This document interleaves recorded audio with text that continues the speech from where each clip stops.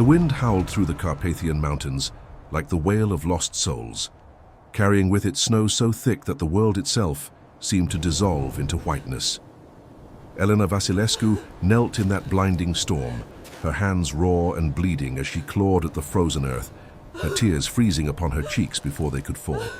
Before her lay a mound of snow and stones, a makeshift grave hastily constructed, with trembling fingers that could barely feel the cold anymore.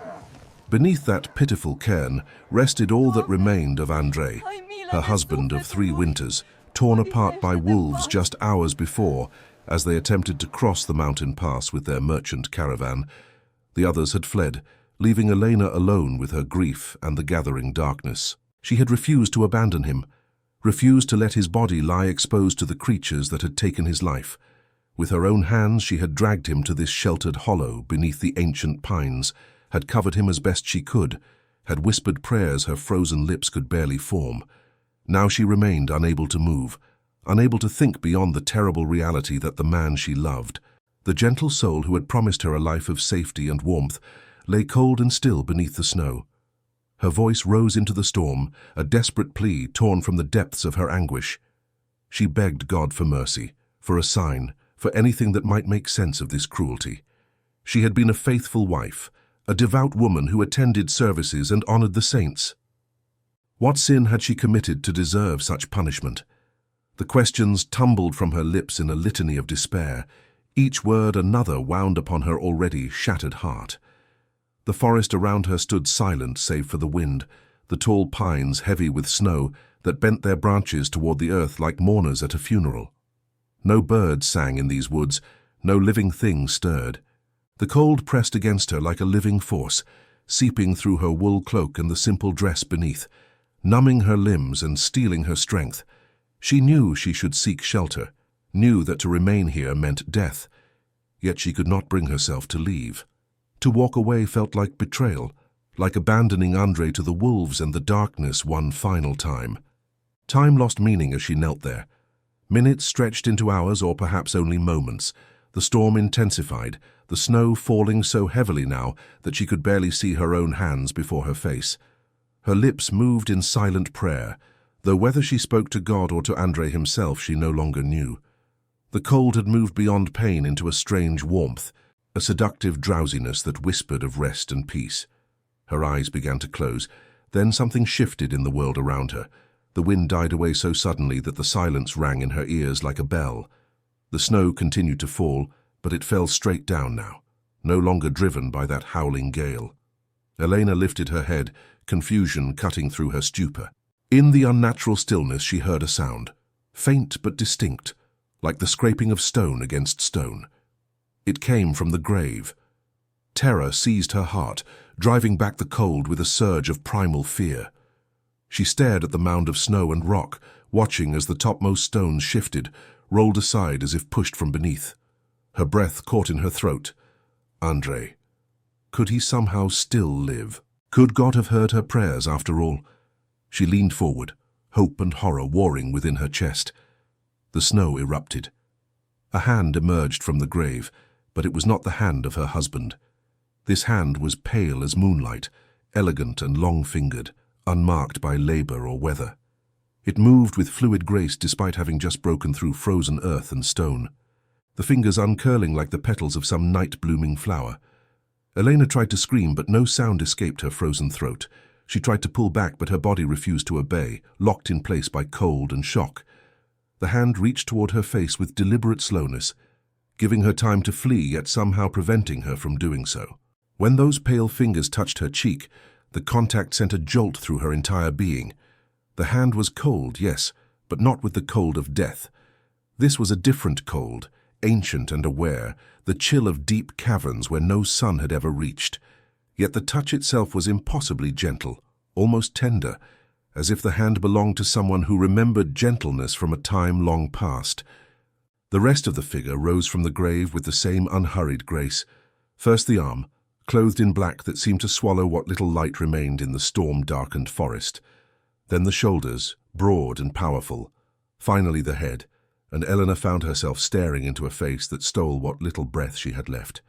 He was beautiful in the way that winter was beautiful. in the way that a drawn blade catching moonlight was beautiful.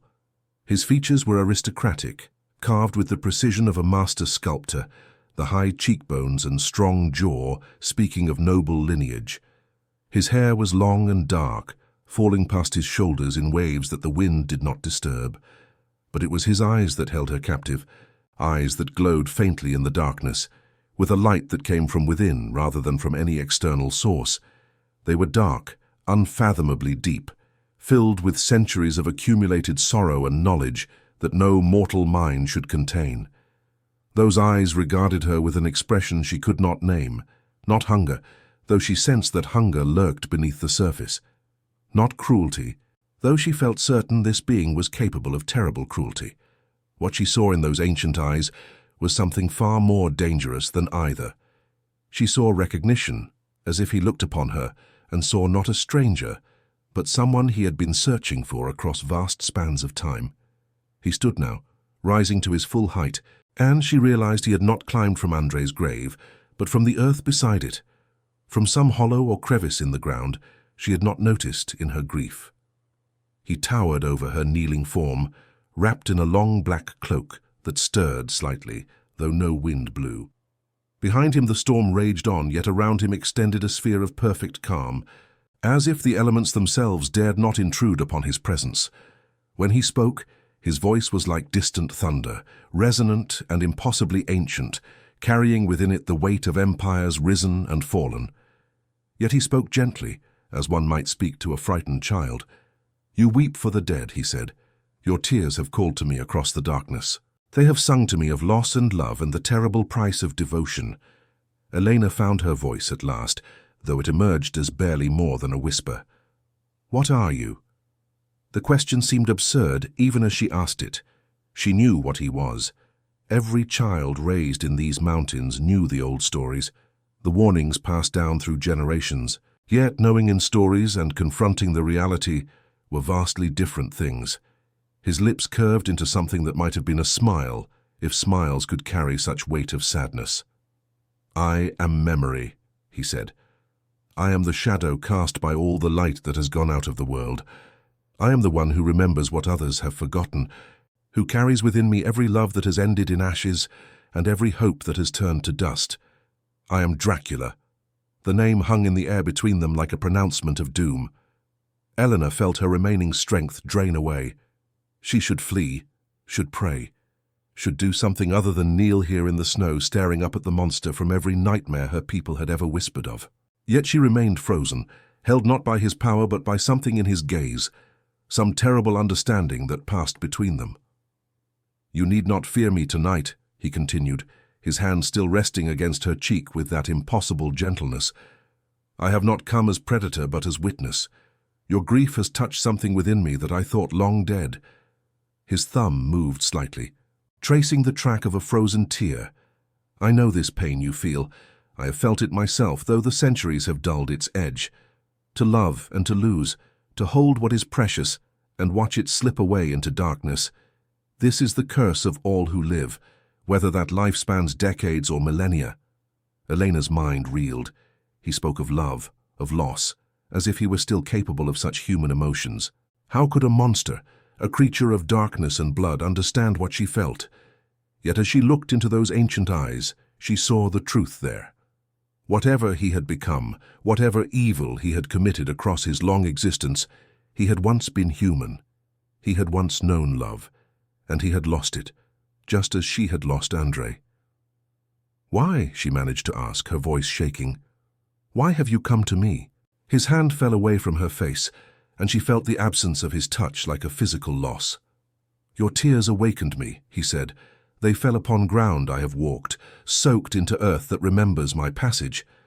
In my fortress I heard them, felt them like rain upon my soul. Such pure sorrow is rare in this world. Most who grieve do so with bitterness, with anger at God or fate. But your grief is different. You do not rage against the dying of the light. You simply mourn its absence." He gestured toward the grave, toward the mound of snow that covered Andre's body. "He is gone beyond recall," the Count said, and there was genuine regret in his voice. "No power I possess can return him to you. Death is the one gate through which even I cannot pass in reverse. But you remain. You kneel here in the snow, offering yourself to the cold, seeking to follow him into the darkness. This I cannot permit." Anger flared within Elena's chest, hot enough to thaw some of the ice that gripped her heart.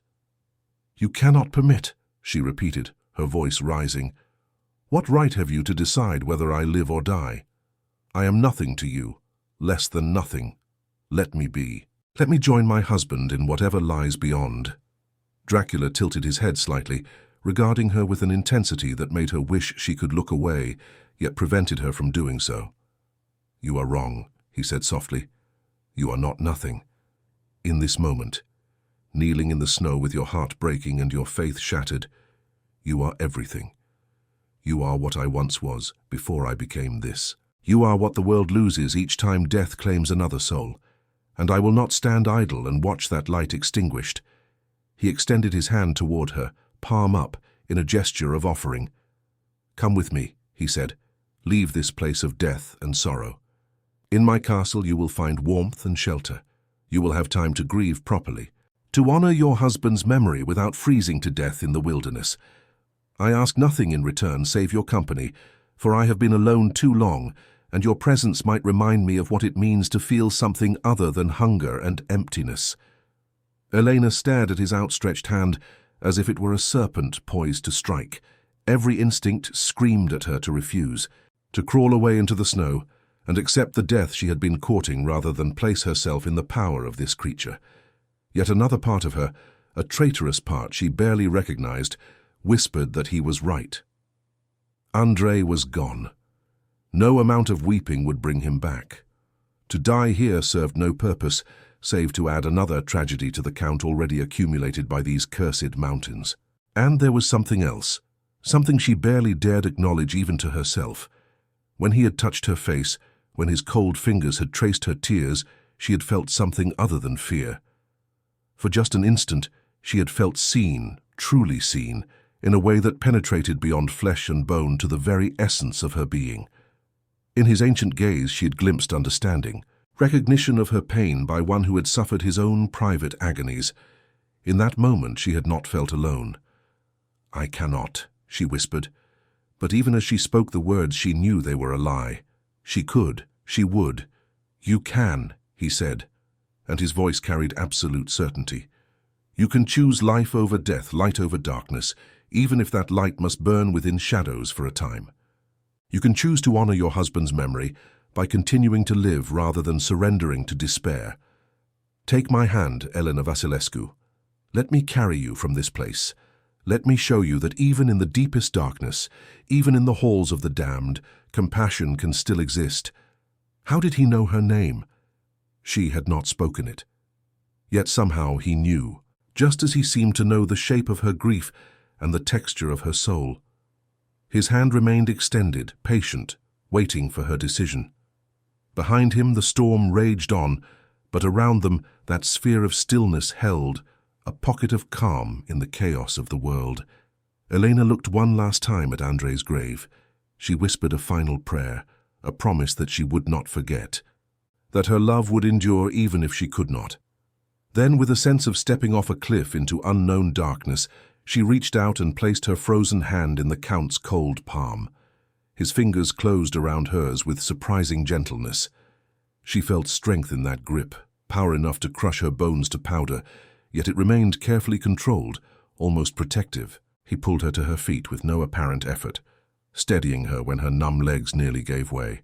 For a moment they stood face to face, her mortal warmth and his immortal cold, her desperate need and his ancient loneliness. Then he swept his cloak around them both, and the world dissolved into shadows and mist. Elena felt herself lifted, felt the ground fall away beneath her feet.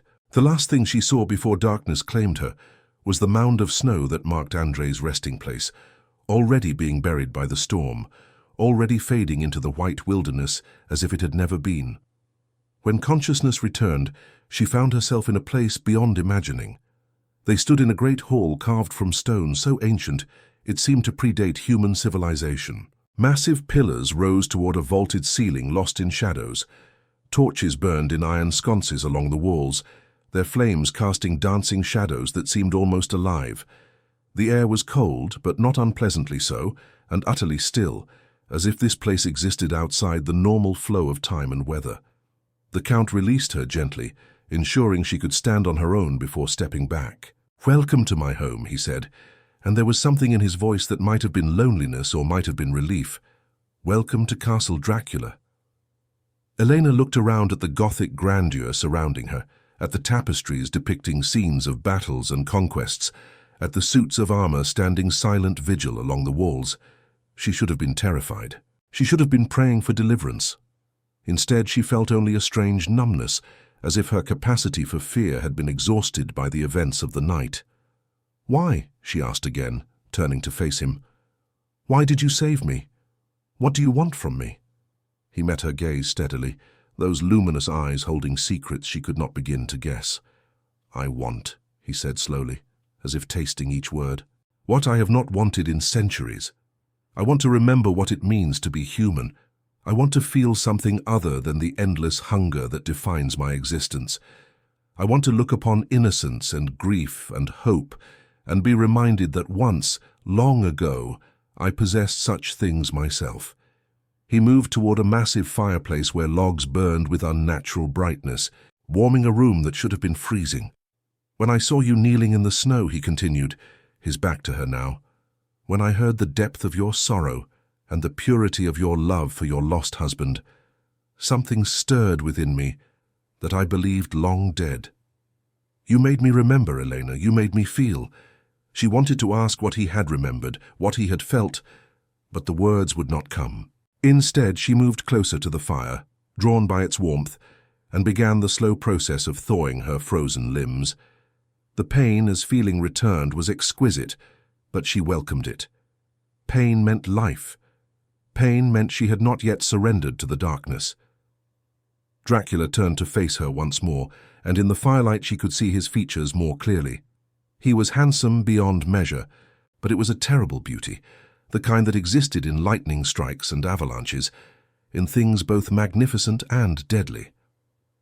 "You may move freely throughout the castle," he said. "You will find chambers prepared for you, clothing, whatever you require. Food and drink will be provided.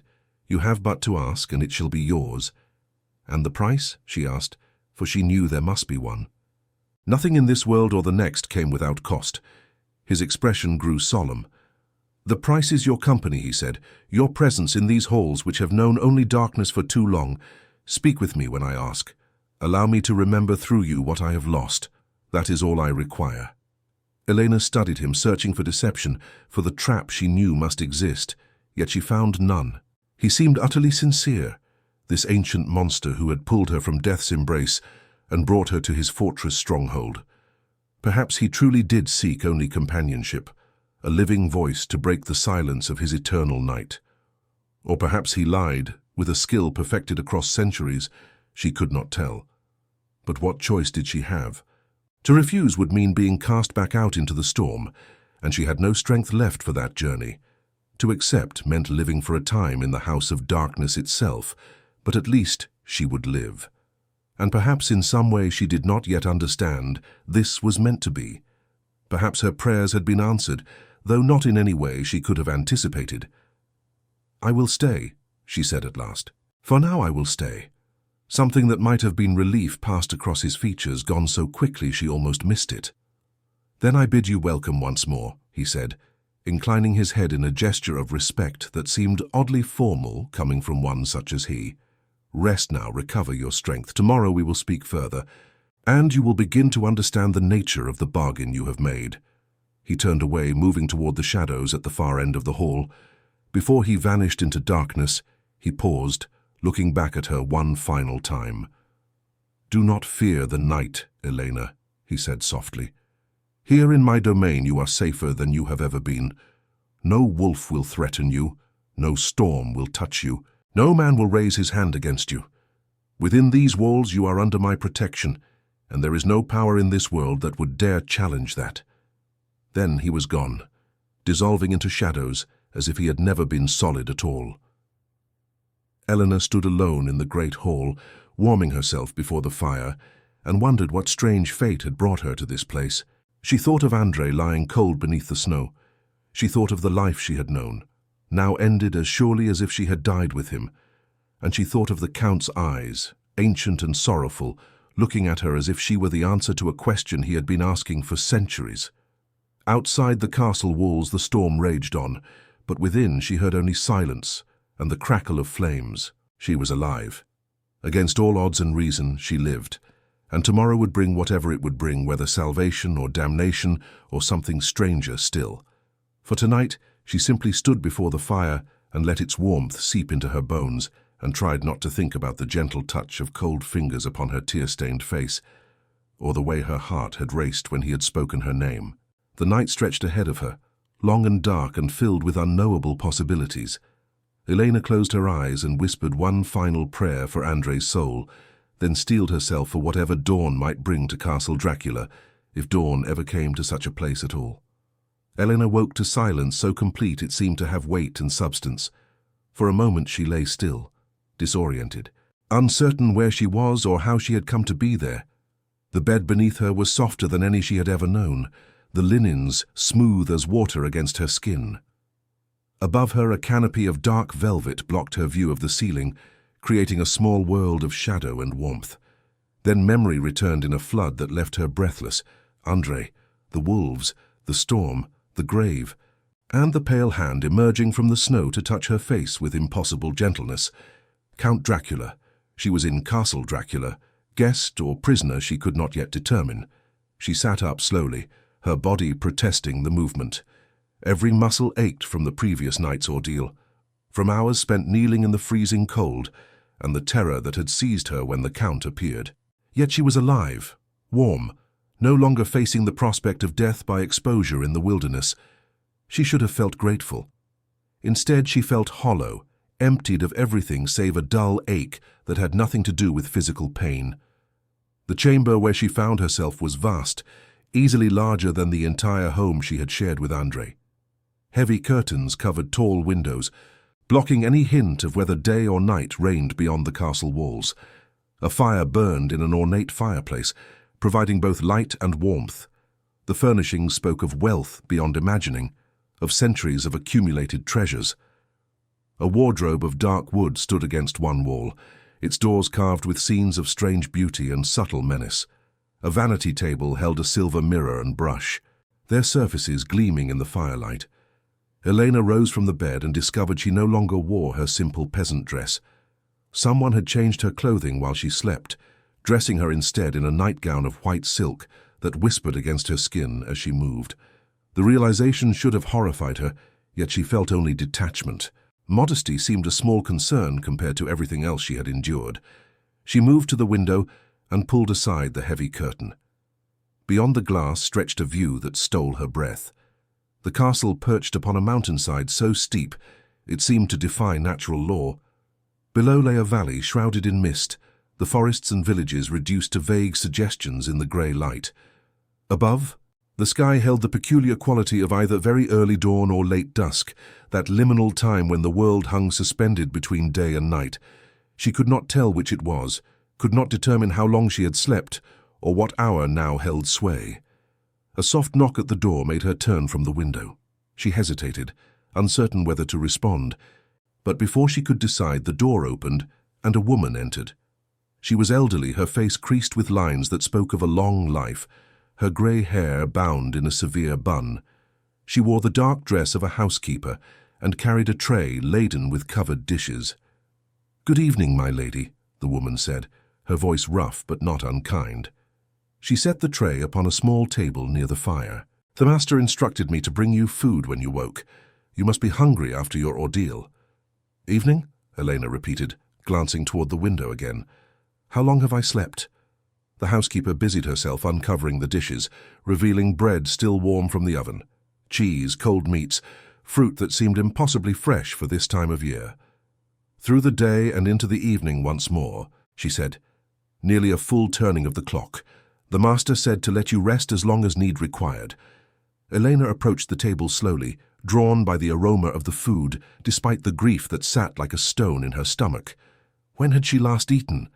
Before the attack, before Andre died, her body demanded sustenance even if her spirit had no appetite for life. She sat and began to eat mechanically, barely tasting what passed her lips. The housekeeper watched her with eyes that had seen much and judged little. "My name is Magda," she said. "I have served the master for longer than you have lived, girl. I know what questions burn in your mind, what fears grip your heart. But understand this. While you remain within these walls, no harm will come to you. The master has given his word, and in all my years I have never known him to break it." Elena looked up at the old woman, searching her weathered face for signs of deception or madness. "What is he?" she asked, though she feared she already knew the answer. "What manner of creature claims dominion over this place?" Magda's expression grew solemn. "He is what the old stories say he is, and more besides. He is vampire, yes, creature of darkness and blood, but he is also a man, or was once, and that man still exists beneath the monster." She moved to the fire and stood warming her hands, her back to Elena. "I was young when I came to this castle, younger than you are now. I came seeking employment, desperate and alone. He gave me a place when no one else would. He has never taken my blood, never forced himself upon me, never treated me with anything but a strange courtesy that others of his kind would consider weakness." "Then why do you stay?" Elena asked. "Why not flee, while you have the chance?" The old woman turned, and in her eyes, Elena saw a depth of understanding that came only from intimate knowledge of sorrow. "Because where would I go, child? What life awaits me beyond these walls? I am old, unmarried, without family or fortune. In the villages below they would see me as cursed, tainted by my proximity to darkness. Here I have purpose, comfort, safety. The master asks little of me and provides much. Is that not better than dying alone in some hovel forgotten by the world?" Elena had no answer to that. She returned her attention to the food, eating without pleasure but with growing strength. When she had finished, Magda cleared the dishes and moved to the wardrobe, opening its doors to reveal an array of dresses in various styles and colors. "The master has provided clothing appropriate to your station as his guest," Magda said, running her hand over the rich fabrics. "When you are ready to leave this chamber, you need only dress and explore as you will. He asks that you join him in the library when the mood strikes you. He wishes to speak with you, to learn more of the woman whose tears called him from his solitude." A cold finger of unease traced down Elena's spine. "What does he want from me?" she asked. "Truly, I cannot believe he saved me from death simply out of compassion. Creatures such as he do not act from kindness." Magda regarded her with something that might have been pity or might have been understanding. "Perhaps you are right," she said. "Perhaps he wants something you cannot yet see. Or perhaps after centuries of darkness and blood and loneliness, he simply wants to remember what it feels like to be human. Perhaps your grief reminded him of his own humanity. Lost so long ago, he had almost forgotten it existed. Is that not reason enough?" The old woman moved toward the door, then paused with her hand upon the handle. "A word of advice, girl," she said softly. "Do not judge the master too harshly for what he is. We are all prisoners of our natures, human and vampire alike.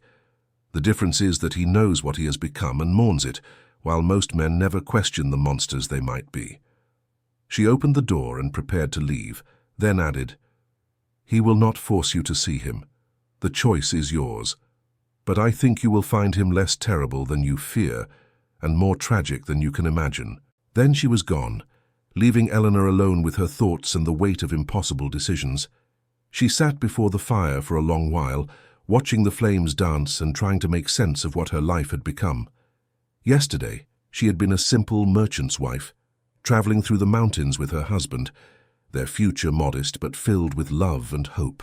Now Andre lay dead beneath the snow, and she resided as guest in the castle of the most feared creature in all the Carpathians. She should have been planning escape, seeking a way to flee this place and return to some semblance of normal life. Yet even as the thought occurred to her, she dismissed it. Where would she go? Back to the village where she and Andre had lived. She would arrive alone, widowed, with no means of supporting herself. Her family was long dead, claimed by plague when she was still a child. She had no skills beyond basic housekeeping and no prospects for remarriage.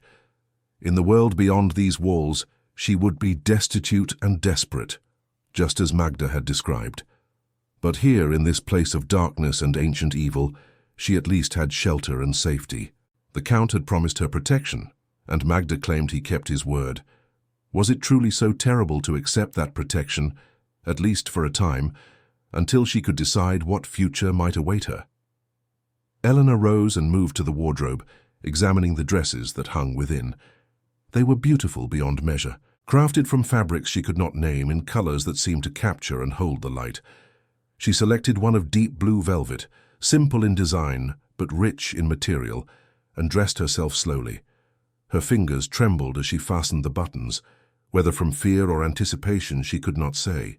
When she was ready, she stood before the silver mirror and hardly recognized the woman who stared back at her. The dress transformed her from peasant to lady, lending her an elegance she had never possessed. Her dark hair fell loose around her shoulders, longer than was proper, but she had no pins to bind it. Her face was pale, her eyes haunted, but she looked presentable enough to face the master of the castle. The master, Count Dracula. She tested the name in her mind, trying to reconcile the monster of legend with the being who had touched her face with such gentleness, who had spoken to her of grief and loss and the price of love. Which was real? The creature who had committed untold atrocities across centuries of darkness, or the tragic figure who claimed her tears had awakened something within him, he thought long dead? Perhaps both were true. Perhaps that was the real horror of his existence. Elena left the chamber and stepped into a corridor that stretched in both directions, lined with suits of armor and portraits whose eyes seemed to follow her movement. She chose a direction at random and began to walk, her footsteps echoing on stone floors worn smooth by countless years. The castle was a labyrinth of passages and stairs, of chambers whose purposes she could not guess. Everywhere she looked, she saw evidence of vast age and vaster wealth, of power accumulated across spans of time no human could comprehend. She passed through a gallery where paintings depicted battles and coronations, feasts and executions. Many of the figures in those paintings bore features similar to the Count's, ancestors perhaps, or different iterations of the same immortal being across the centuries. She studied them as she walked, seeing in those painted faces the same austere beauty, the same hint of sorrow beneath noble bearing. Eventually, she found herself before a pair of massive doors carved with intricate designs. Something drew her toward them, some instinct she could not name. She pushed them open and stepped into a chamber that made her breath catch in wonder. The library stretched before her like a cathedral dedicated to knowledge rather than God. Shelves rose from floor to distant ceiling, packed with more books than Elena had known existed in all the world. Ladders on rails provided access to the higher reaches. Tables scattered throughout held volumes open to specific pages, as if the reader had stepped away only moments before and intended to return. The air smelled of old paper and leather and secrets preserved across ages. At the far end of the library, before a window that looked out upon the moonlit mountains, stood Count Dracula. He wore black as he had the night before, but now she could see the richness of the fabric, the elegant cut of his coat, the suggestion of nobility in every line of his bearing. He held a book in his hands, but he was not reading. Instead, he stared out at the night, his profile sharp against the pale glow of the moon. He spoke without turning to look at her, yet somehow she knew he had been aware of her presence from the moment she entered. "You have come," he said, and there was something in his voice that might have been relief, or might have been satisfaction. "I hoped you would, though I gave you the freedom to choose otherwise." Elena stepped further into the library, drawn forward despite her misgivings. The Count turned to face her, and the moonlight caught his features, rendering them almost otherworldly in their perfection. For a moment, neither of them spoke. They simply regarded each other across the distance, mortal and immortal, grief and eternity. "Why did you bring me here?" Elena asked, breaking the silence at last. "Not to the castle, I understand that much. But why to this library? What is it you wish me to see?" He closed the book he held and set it aside with careful reverence. "I brought you nowhere," he said. "You came of your own accord, following whatever instinct or curiosity moved you. But I am glad you chose this place, for it is here that I feel most myself, or what remains of myself after so many centuries of transformation and loss." He gestured at the surrounding shelves, at the thousands of volumes that lined them. "These books are all that remain of the man I once was," he said. "Each one represents some fragment of humanity I sought to preserve, some piece of knowledge or beauty or truth that I could not bear to let slip away into darkness. I have spent lifetimes gathering them, protecting them, ensuring they survive even as I myself have ceased to truly live." Elena moved closer, drawn despite herself by the passion in his voice. She reached out and touched one of the volumes nearest her, feeling the texture of old leather beneath her fingertips. "What were you?" she asked softly. "Before you became what you are now, what manner of man did you used to be?" Dracula's expression grew distant, his eyes focusing on something far beyond the walls of the library, beyond the mountains and perhaps beyond time itself. "I was a warrior," he said, "a prince of this land, sworn to defend it against those who would conquer and destroy. I fought with sword and strategy, with courage and cunning. I was ruthless when ruthlessness served my purpose, merciful when mercy achieved better ends. I was loved and feared in equal measure, respected by my allies and dreaded by my enemies." He moved to one of the tables and rested his hand upon an open volume, some ancient text written in a language Elena did not recognize. "I was also a scholar," he continued. "I sought knowledge as other men seek gold or glory. I studied philosophy and science, history and theology. I wanted to understand the world, to grasp the fundamental truths that governed existence. I believed that through knowledge, one could transcend the limitations of mortal life, achieve something approaching perfection." "And did you?"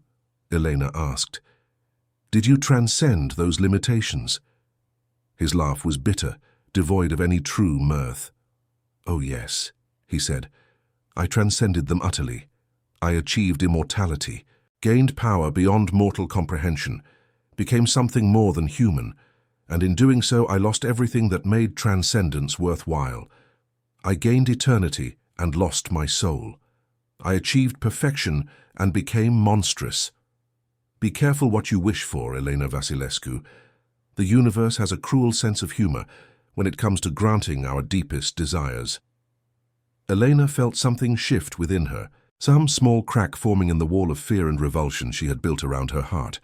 She heard genuine pain in his voice, authentic regret for choices made long ago. This was not the voice of a monster reveling in evil. This was the voice of a man trapped within monstrous form, aware of what he had lost and unable to reclaim it. "Do you regret it?" she asked. "If you could return to your former state, would you?" He turned away from her, facing the window once more. "Every single day," he said softly, "every single moment of my endless existence. I would give anything, sacrifice everything, to feel the sun upon my face once more, to taste food and wine, to grow old and die as men were meant to do. But such choices, once made, cannot be unmade. I am what I am, bound to darkness until the end of all things." Silence fell between them, heavy with the weight of truth spoken and implications understood. Elena found herself moving closer still, drawn by a compulsion she neither understood nor could resist. She came to stand beside him at the window, looking out at the same moonlit landscape he observed. "You said my tears called to you," she said. "You said my grief touched something within you. What did you mean?" He glanced at her, his luminous eyes meeting hers. "For centuries I have existed in a state of numbness," he said. "I feed to sustain my existence, but I feel nothing. I walk through the world, but I do not participate in it. I observe the lives of mortals as one might observe insects, with detached curiosity but no true connection. I had forgotten what it meant to feel deeply, to be moved by the suffering of another." He reached out as if to touch her face as he had in the snow, but stopped himself, his hand hovering in the air between them. "Then I heard you weeping," he continued. "I felt the depth of your love for your lost husband, the purity of your grief uncontaminated by bitterness or rage. It pierced through the numbness that has surrounded me for so long. It made me remember that I too had once loved, had once suffered loss. It made me remember that I too had once been human." Elena should have pulled away, should have maintained distance between herself and this creature of darkness. Yet she found herself holding very still, caught in the moment like an insect in amber. "What happened to her?" she asked. "The one you loved?" Pain flashed across his features, raw and immediate, despite the centuries that must have passed. "She died," he said simply. She died, and I could not save her. I had all the power in the world, all the knowledge I had spent lifetimes accumulating, and none of it mattered. I watched her slip away, and I was as helpless as any common peasant watching plague claim his family. That was when I understood the true nature of my curse. I could not die, but neither could I protect those I loved from death. I was condemned to watch everything I cherished turn to dust while I remained unchanging, eternal, alone. The anguish in his voice was so profound that Elena felt tears spring to her eyes. She understood that pain, recognized it as a mirror of her own. She too had been helpless to save the one she loved, had watched death claim him with brutal efficiency. In that moment she saw Count Dracula not as monster, but as fellow sufferer, someone who knew intimately the same grief that consumed her. Without thinking, acting on instinct alone, she reached out and placed her hand upon his arm. The gesture was small, tentative, an offer of comfort from one wounded soul to another. He went very still beneath her touch, his entire being seeming to focus upon that single point of contact. "I am sorry," she said softly. "I am sorry for your loss, even if it happened long ago. No one should have to endure such pain, mortal or immortal." He looked down at her hand resting upon his arm, then slowly, carefully, he covered it with his own. His touch was cold as it had been in the snow, but gentle, almost reverent. "Thank you," he said, and his voice held genuine gratitude. "You cannot know what those words mean to me, what your compassion represents. In centuries, no one has offered me sympathy or understanding. They see only the monster, never the man who still suffers beneath the surface." They stood together at the window, mortal and immortal, joined by grief and the strange understanding that can exist only between those who have loved and lost. Outside, the moon sailed across the sky, indifferent to the drama playing out in the castle below. Inside, in the vast library filled with accumulated knowledge of ages, two broken souls found unexpected connection in their shared pain. Elena knew she should be afraid. She knew she should flee from this place and never look back. Yet in that moment, with the Count's cold hand covering her own and his ancient eyes holding hers with such vulnerability, she felt something other than fear. She felt kinship. She felt recognition. She felt the stirring of something that might, given time and strange circumstances, become understanding or even friendship. The night stretched ahead of them, full of unspoken possibilities and dangerous intimacies. Elena did not know what tomorrow would bring or what price she might ultimately pay for accepting the Count's hospitality, but for now, in this moment, she was content to stand beside him and share the silence of two souls who had learned that sometimes the living and the undead have more in common than either might wish to acknowledge. When she finally spoke again, her voice was barely more than a whisper. "Tell me about her," she said. "About the one you loved. Help me understand what you lost." Dracula's grip on her hand tightened almost imperceptibly. His gaze returned to the moonlit mountains beyond the window, and in a voice that carried the weight of centuries of sorrow, he began to speak of love and loss, of beauty destroyed by time, of the terrible price exacted by immortality upon a heart that still remembered how to break.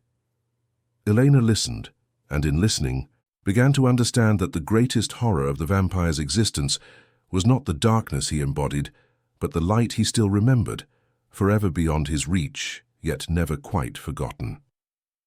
The nights that followed blurred together into a strange rhythm that existed outside normal time.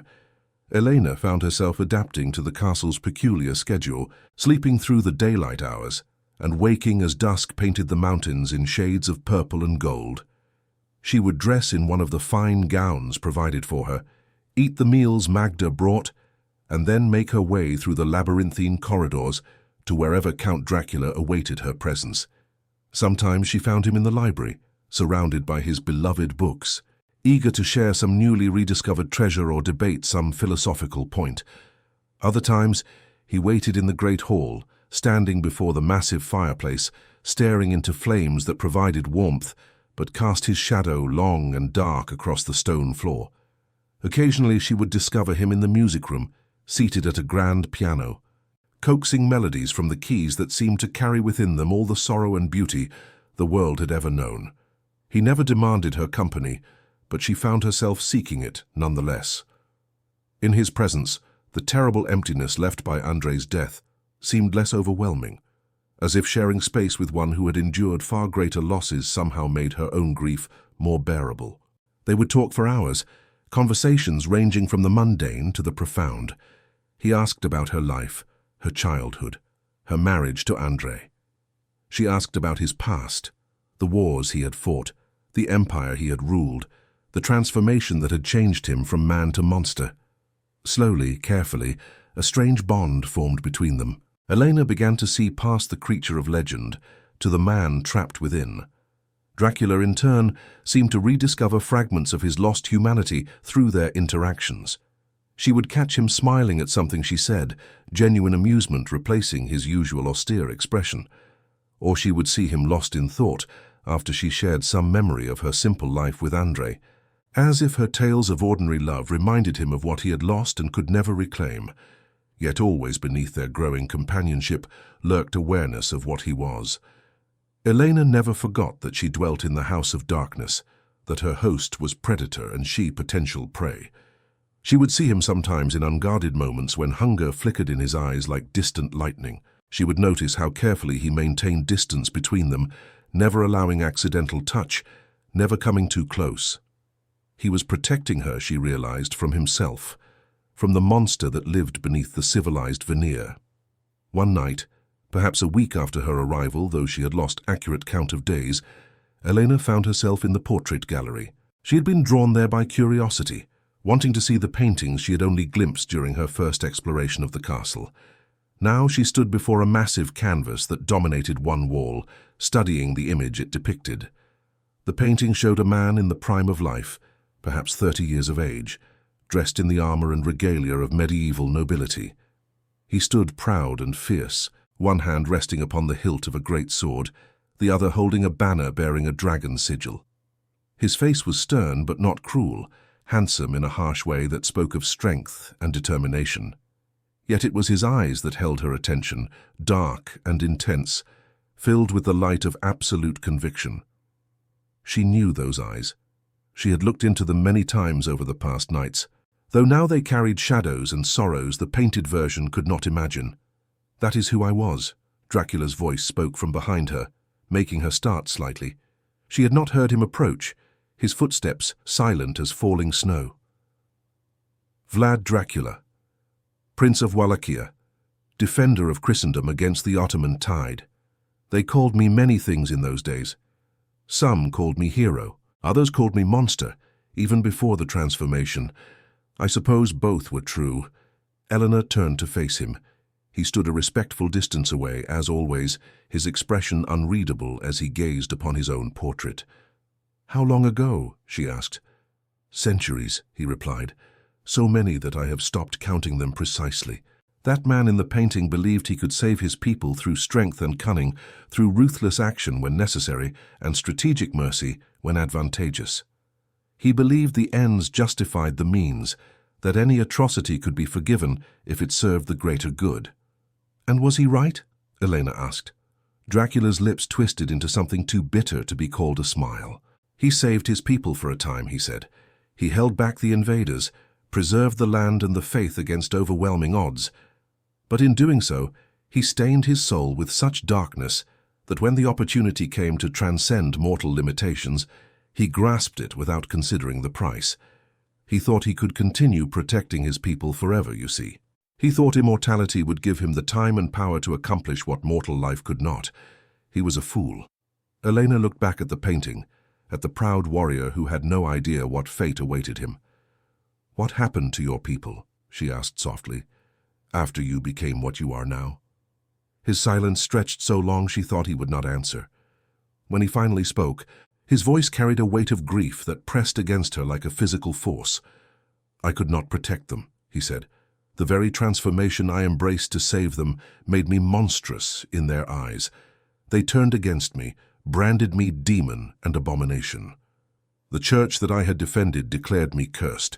The people I had sacrificed everything to preserve now sought my destruction. In the end, I retreated to this castle and watched from afar as everything I had fought for crumbled into dust. Immortality gave me the power to survive anything except the knowledge of my own irrelevance. Elena felt tears gathering in her eyes, though whether for him or for the tragic irony of his fate she could not say. She moved closer to him, closing some of the distance he always maintained. "I am sorry," she said. "I am sorry that your sacrifice was so poorly rewarded." He looked down at her, and for a moment his carefully maintained composure cracked. She saw naked pain in his eyes, loneliness so profound it seemed to have depth and weight. "Do not pity me," he said, but there was no anger in his voice, only weary resignation. "I made my choices knowing the risks. I pursued power at the expense of humanity. I earned this curse through my own actions. What breaks me is not the suffering I endure, but the recognition that I destroyed myself, trying to save others who never asked for my protection." Without thinking, driven by instinct and compassion, Elena reached out and took his hand. His flesh was cold beneath her touch, but solid, real, not the phantom she sometimes imagined him to be. He went very still, staring down at their joined hands, as if he had never seen such a thing before. "You are not alone anymore," she said quietly. "For whatever time I remain here, you do not have to face your regrets in solitude. I may be only a simple mortal woman with no power or wisdom to offer, but I can listen. I can understand. I can stand beside you and remind you that even after centuries of darkness, you are still capable of feeling something other than hunger and emptiness." Something shifted in his expression, some barrier falling away. He raised his free hand slowly and touched her face as he had that first night in the snow, his cold fingers tracing the curve of her cheek with impossible gentleness. "You have already given me more than you know," he said, his voice barely above a whisper. "You have given me hope that I might yet remember what it means to care for something beyond my own survival. You have shown me that compassion can exist even between mortal and monster, that grief can build bridges where fear erects walls." They stood that way for a long moment, mortal and immortal, their hands joined and his fingers gentle against her face. Elena felt her heart racing, felt something stirring within her that was not quite fear, but not quite anything she could name. She should have pulled away, should have reminded herself of the danger, yet she remained frozen in place, caught in his ancient gaze. Then he stepped back abruptly, releasing her hand and withdrawing his touch. His expression closed once more, the walls rebuilding themselves with visible effort. "Forgive me," he said, turning away from her. "I overstep. You came here as guests seeking shelter, not to be burdened with the confessions of a cursed creature. You should return to your chambers." The hour grows late. Elena wanted to protest, to tell him that she did not feel burdened, that she had not wanted him to pull away. But the set of his shoulders, the tension in his frame, warned her not to press. Instead, she simply nodded, though he could not see the gesture. "Good night," she said softly. She left the portrait gallery and made her way back through the castle's winding passages. Her mind churned with confusion, her emotions a tangle she could not sort. She grieved for Andrei still, the loss of him a constant ache in her chest, yet she could not deny that something was developing between her and the Count, some connection that transcended the simple gratitude of rescued victim for savior. She understood him in ways that frightened her, felt drawn to him despite every rational argument against such attraction. Was it the isolation of the castle that made her feel this way? The absence of any human company save silent Magda? Or was it something deeper, some recognition of kinship between two souls acquainted with profound loss? She did not know, could not untangle the threads of her own heart. Sleep did not come easily that night. She lay in her soft bed staring up at the dark canopy and thinking about cold hands and ancient eyes, about the terrible price of immortality and the strange comfort of shared grief. Somewhere in the depths of the castle she knew Dracula remained awake, for he did not sleep as mortals did. What occupied his thoughts during the long hours before dawn? Did he think of her as she thought of him? Did he feel this same confusing pull toward connection, even as every instinct warned of danger? The next evening, Elena woke with resolution hardening in her chest. She would not hide from whatever was developing between them. She would face it honestly, explore it carefully, and make her own choices about what she would accept and what she would refuse. She was not some helpless maiden trapped in the monster's lair. She was a woman who had survived terrible loss, who had been offered shelter when she faced death, who now found herself in extraordinary circumstances that demanded extraordinary courage. She dressed with care, selecting a gown of deep burgundy that made her pale skin seem to glow. She arranged her dark hair more carefully than usual, studying her reflection in the silver mirror. She looked different than she had when she arrived, she realized. The desperate grief had not faded, but it had transformed into something less raw, less immediately destructive. In her eyes she saw strength she had not known she possessed. Magda brought her evening meal and regarded her with knowing eyes. "You look determined tonight, child," the old woman said. "Be careful where determination leads you. The path between human and vampire is treacherous, littered with the ruins of those who thought they could walk it safely." Eleanor met her gaze steadily. "I am not walking that path," she said. "I am simply refusing to live in fear while I remain here.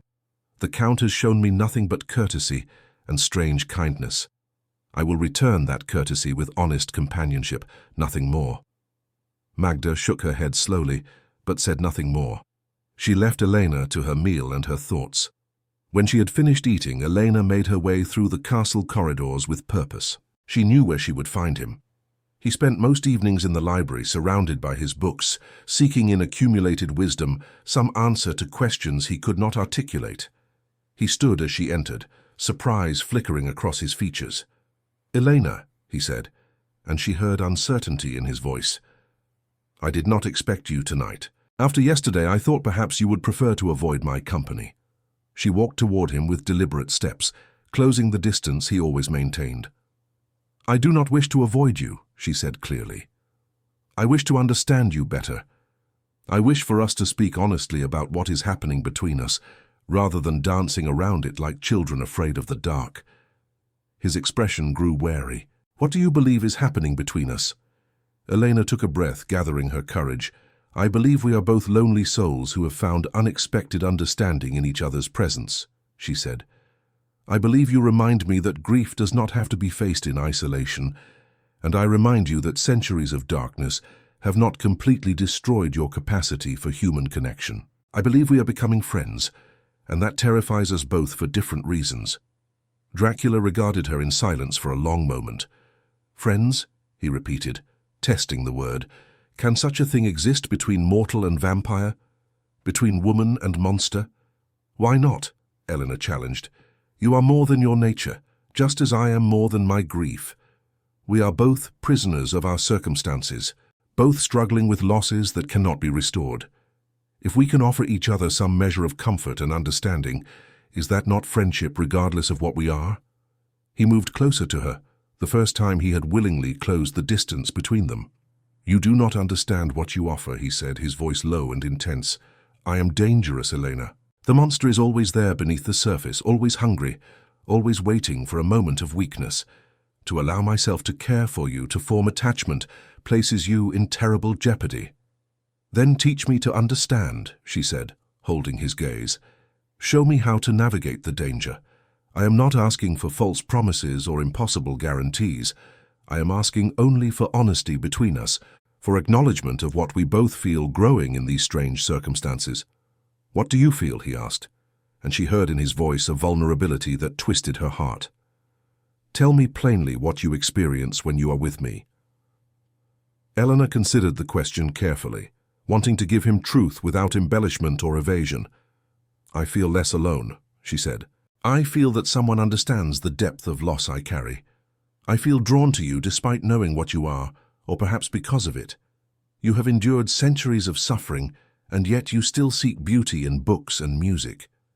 You speak of the humanity you lost, and yet you show compassion I have not found in many who call themselves human. You are not the monster you believe yourself to be, or if you are, then monsters are far more complex than I was taught." Dracula closed his eyes briefly, as if her words caused him pain.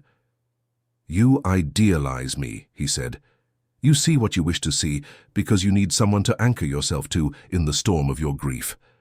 But I am exactly the monster I claim to be. I have killed Elena.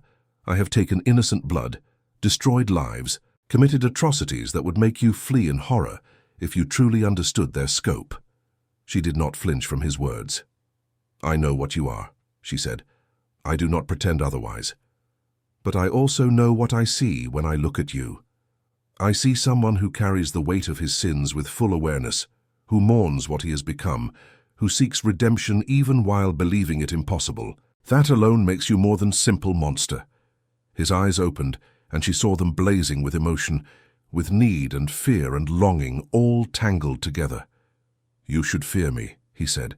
You should run from this place and never look back.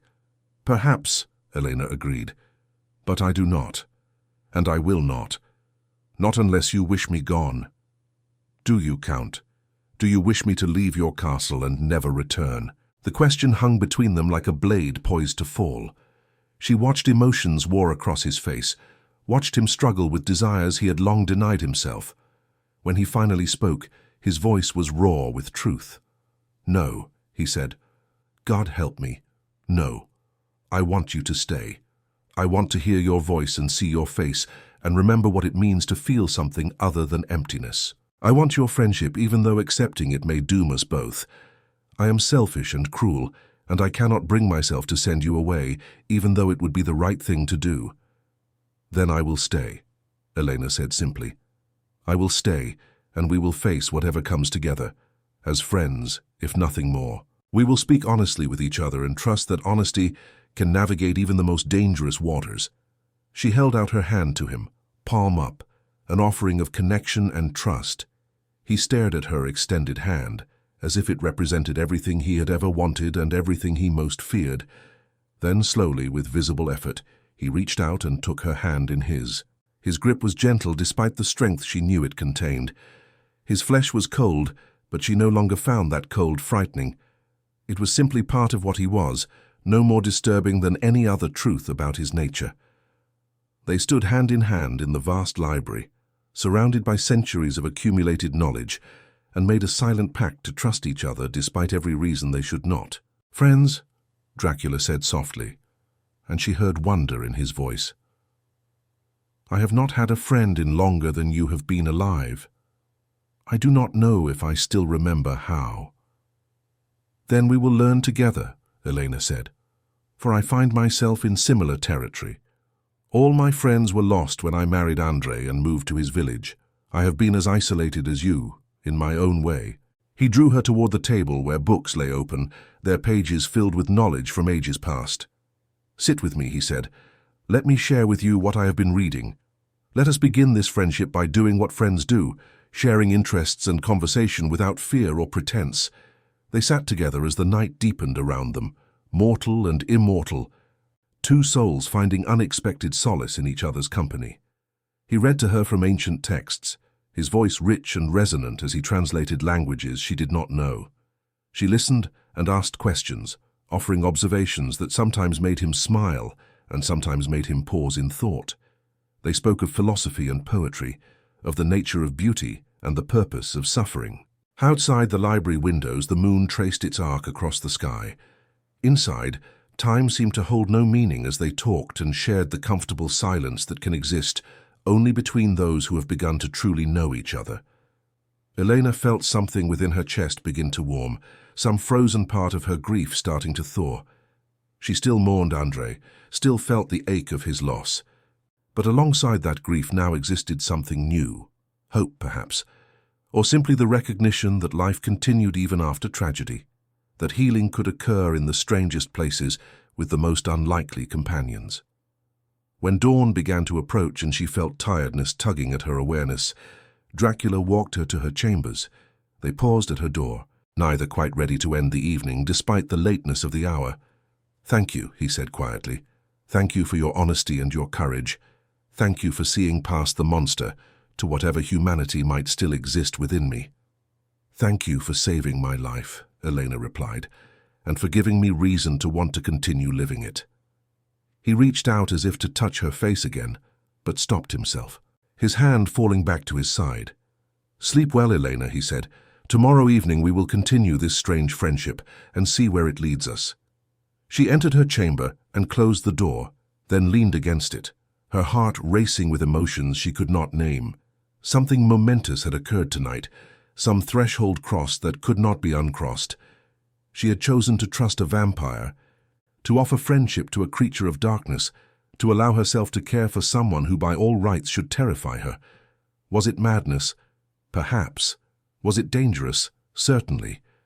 But it was also real and honest and more alive than anything she had felt since Andrei died, and for now, in this moment, that was enough. Elena prepared for sleep with her mind full of ancient eyes and gentle touches, of conversations that had lasted until dawn, and the strange warmth of unexpected understanding. Tomorrow would bring new challenges, new revelations, new depths to explore in this impossible friendship. But tomorrow could wait. For now she simply closed her eyes and let sleep claim her. And for the first time since that terrible night in the snow, she did not dream of death and wolves and graves in the wilderness. Instead, she dreamed of vast libraries and moonlit windows and a voice like distant thunder speaking words of sorrow and hope. The nights that followed their honest conversation brought a transformation to the castle that Elena could feel but not quite name.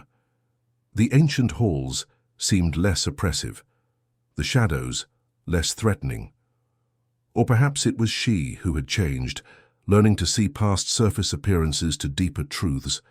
She and Dracula fell into a rhythm that felt almost natural, spending their evenings together in various corners of his vast domain, talking and sharing silence with equal comfort. He showed her wonders she had never imagined existed. There was a conservatory filled with night-blooming flowers, their petals luminous in the moonlight, filling the air with fragrances that seemed to exist outside normal experience. He explained that he had gathered these plants across centuries, preserving species that had vanished from the mortal world. Some had last bloomed in gardens of Babylon, others in the hanging terraces of lost civilizations, whose names were forgotten even by scholars. There was an armory containing weapons from 1,000 battles, each blade with its own history of glory or tragedy. Dracula would lift them reverently, recounting tales of the warriors who had wielded them, the causes they had fought for, the blood they had spilled. His voice would grow distant during these recitations, as if he stood once more upon ancient battlefields, feeling again the weight of command and the burden of sending men to die for principles that time had rendered meaningless. There was a music room where instruments from every age and culture waited in silent testimony to humanity's endless need to transform suffering into beauty. He played for her sometimes, his cold fingers coaxing melodies from piano or violin that carried within them all the sorrow and longing of his immortal existence. She would listen with tears streaming down her face, not from sadness but from the terrible beauty of music that came from a place beyond words or reason. Through these shared experiences, Elena came to understand the full tragedy of what he was. He had lived long enough to see the futility of all human endeavor, had watched empires rise and crumble, had seen the same conflicts play out across centuries with only the weapons and rhetoric changing. Yet despite this cosmic weariness, despite having every reason to become cynical and cruel, he still sought beauty. He still preserved what he could of human achievement. He still mourned what was lost and celebrated what endured. One evening she found him in a chamber she had not previously seen, standing before a portrait that made her breath catch in her throat. The painting depicted a young woman of extraordinary beauty, dressed in the fashion of some bygone era. She had dark hair that fell in waves past her shoulders, pale skin that seemed to glow with inner light, and eyes that held infinite gentleness. She wore a dress of deep red and held a single white rose in her delicate hands.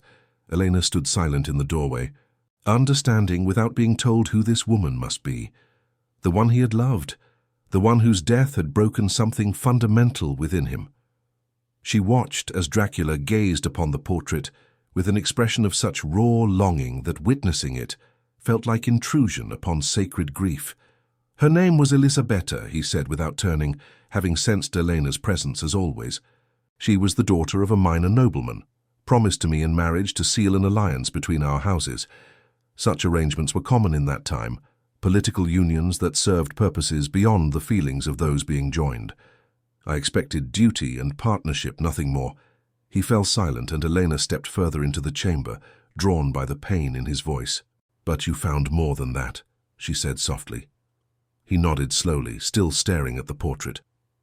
"I found everything," he said. "From our first meeting I was lost. She had a quality I cannot adequately describe, a light that seemed to emanate from her very soul. She was gentle without being weak, compassionate without being foolish, wise beyond her years yet still capable of childlike wonder. She saw good in everyone, believed in redemption for even the worst sinners, faced the world with open heart despite all evidence that such openness invited only pain." "What happened to her?" Eleanor asked, though part of her dreaded the answer. Dracula's hands clenched into fists at his sides. "War happened," he said, his voice hardening.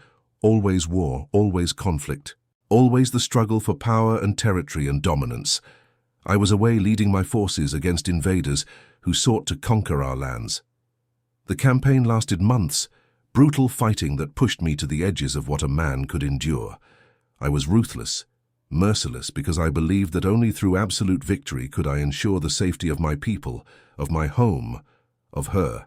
He turned away from the portrait finally, his face a mask of controlled anguish. "My enemies knew they could not defeat me in open battle," he continued, "so they chose a different strategy. They sent assassins to the castle while I was away, men skilled in murder and deception. They bypassed the guards, found their way to her chambers. She was with child, Elena, 8 months pregnant with our first son. They killed her and they killed our unborn child, and they left both bodies displayed for me to find when I returned home in triumph from my glorious victory." Elena felt tears streaming down her face, her heart breaking for the man he had been, for the loss that had shattered him beyond repair. "I am so sorry," she whispered. "No one should have to endure such evil." His laugh was terrible, empty of all humor. "I had become a monster even before the transformation," he said. "The atrocities I committed in response to her murder were legendary. I hunted down everyone even remotely connected to the assassination. I tortured them for information, killed them in ways designed to maximize suffering, displayed their bodies as warnings to others who might consider challenging me. I became the very thing I had fought against, a force of cruelty and destruction that knew no mercy or restraint." He moved to a window overlooking the moonlit mountains. "When the opportunity came to transcend mortality, to gain the power to ensure nothing could ever hurt me again, I seized it without hesitation. I thought I was becoming invincible. Instead, I became truly monstrous, transformed into a creature that could never again know the love I had lost. Immortality gave me endless time, but stole the only thing that made time worth having." Elena crossed the chamber to stand beside him, her heart aching with empathy for his suffering. "You loved her completely," she said. "That kind of love does not fade just because the beloved is gone. It transforms, but it endures. She would not want you to torment yourself across centuries for failing to protect her." "How can you know what she would want?" Dracula asked, and there was genuine curiosity in his voice beneath the pain.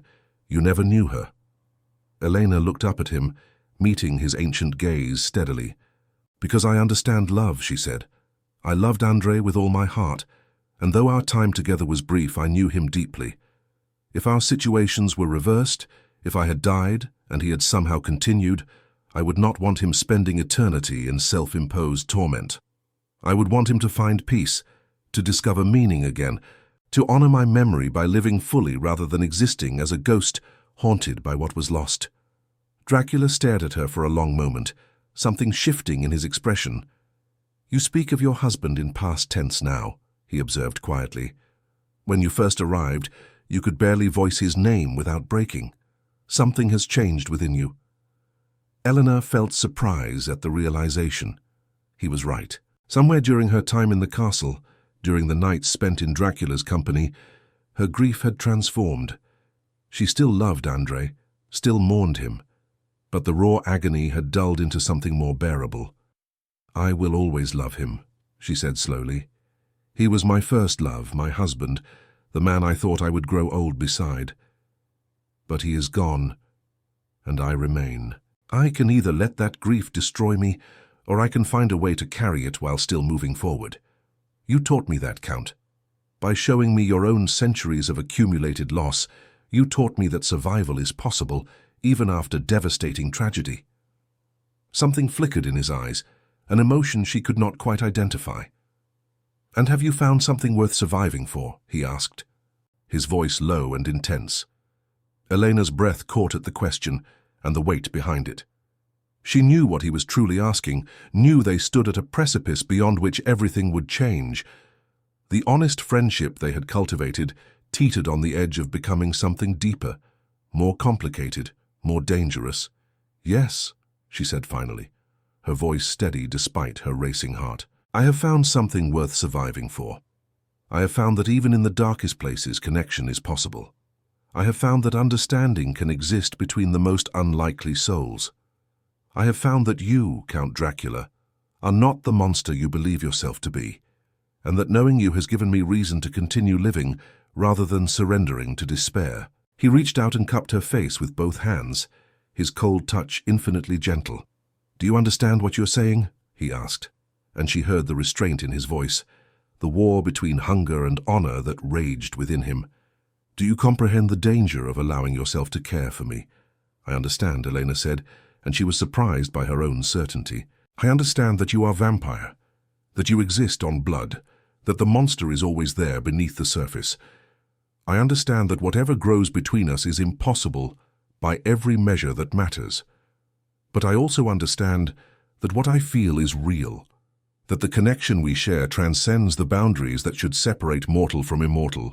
You have shown me more compassion and understanding than anyone in my mortal life except Andre. You have given me shelter and safety, and the gift of your honest companionship. How can I not care for you when you have given me so much?" "This is madness," Dracula said, but he did not remove his hands from her face. "This defies all reason and wisdom.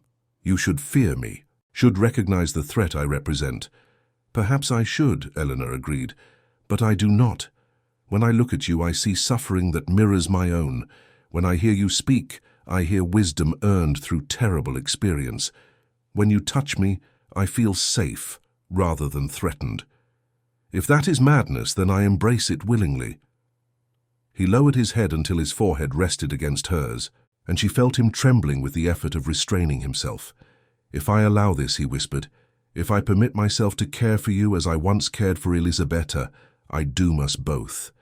I cannot give you the life you deserve, cannot offer you anything but darkness and danger, and the certainty of eventual loss. You are mortal, Elena. You will age and die while I remain frozen in this cursed state. Allowing love to grow between us is cruelty of the highest order. Then we will face that cruelty when it comes," Eleanor said, lifting her hands to cover his where they still cradled her face. "For now, in this moment, we are both here, and both alive in our own ways. Is it not better to have something beautiful, even if temporary, than to have nothing at all out of fear of loss? You have already lived centuries in isolation, guarding your heart against attachment. Has that brought you peace or only deepened your loneliness?" His eyes closed, and she felt a shudder run through him. "You undo me," he said, and his voice held equal parts anguish and wonder. "You breach walls I built across centuries. You make me hope for things I swore I would never desire again. You make me want to be more than monster, to reclaim some fragment of the man I once was." "Then be that man," Elena urged. "For whatever time we have, be more than the curse that claimed you. Let yourself feel again, love again, even if that love is doomed from the start. Honor Elisabetta's memory not by eternal mourning, but by proving that her love made you capable of loving again. That the humanity she saw in you was not entirely destroyed by your transformation." Something broke within him at those words. Eleanor saw it in his eyes, felt it in the sudden fierce strength of his grip on her face. He pulled her against him with a speed and force that should have frightened her, but instead felt like coming home. His arms wrapped around her with desperate intensity, holding her as if she might vanish if he relaxed his hold. His face buried in her hair, and she felt him breathing deeply, drawing in her scent, though he had no need for air. She embraced him in return, offering comfort and acceptance, silently promising that she would not flee from whatever he was or whatever they might become to each other. They stood that way for a long time, mortal and immortal locked in embrace before the portrait of a woman long dead. Eleanor felt no jealousy toward Elisabetta's painted image. Instead, she felt kinship, understanding that the love Dracula had felt for his lost wife had taught him how to love at all, had shaped the man beneath the monster. She did not seek to replace Elisabetta or make him forget.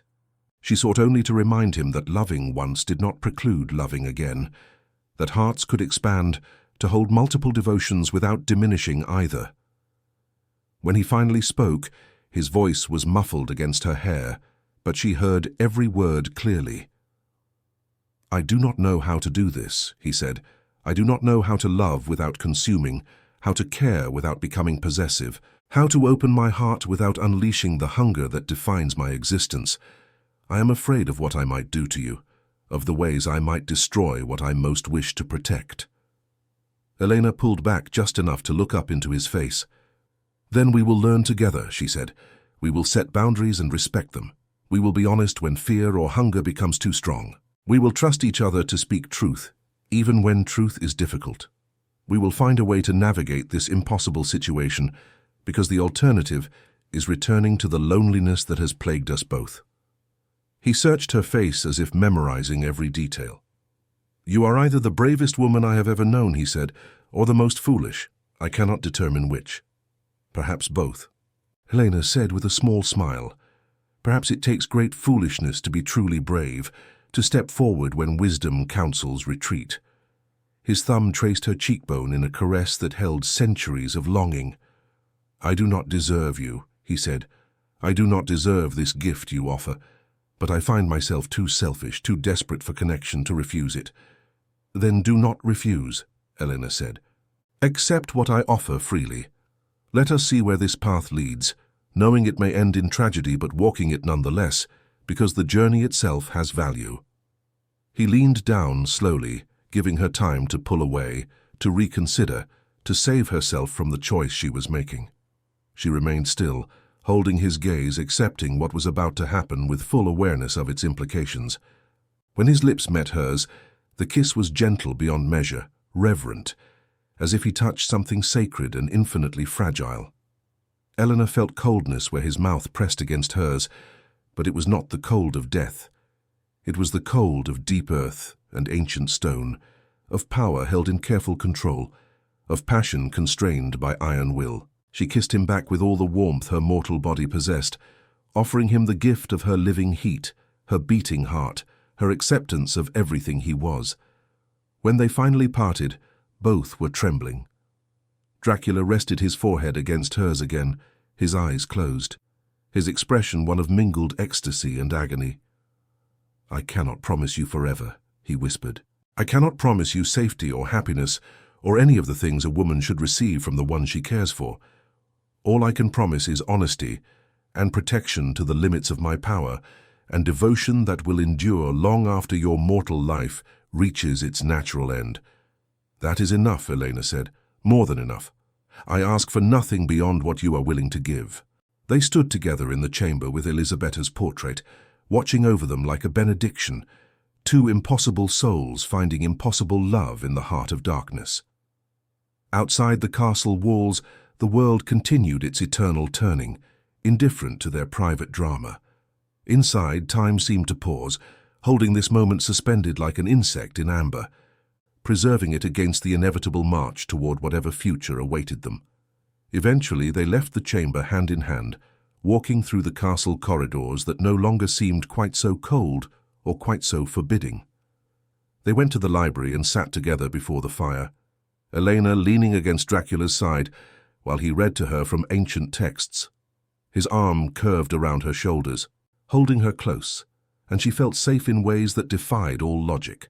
The remainder of the night passed in comfortable companionship, tinged with the awareness that everything had changed between them. They had crossed a threshold from which there could be no return, had chosen to embrace connection despite knowing it was doomed, yet neither seemed to regret the choice. If anything, Elena felt more alive than she had since Andre's death, as if allowing herself to care again had awakened parts of her soul she thought had died with her husband. When dawn approached and exhaustion finally claimed her, Dracula carried her to her chambers with infinite care. He laid her upon the bed and drew the covers over her, then stood looking down at her with an expression that held such tenderness it made her heart ache.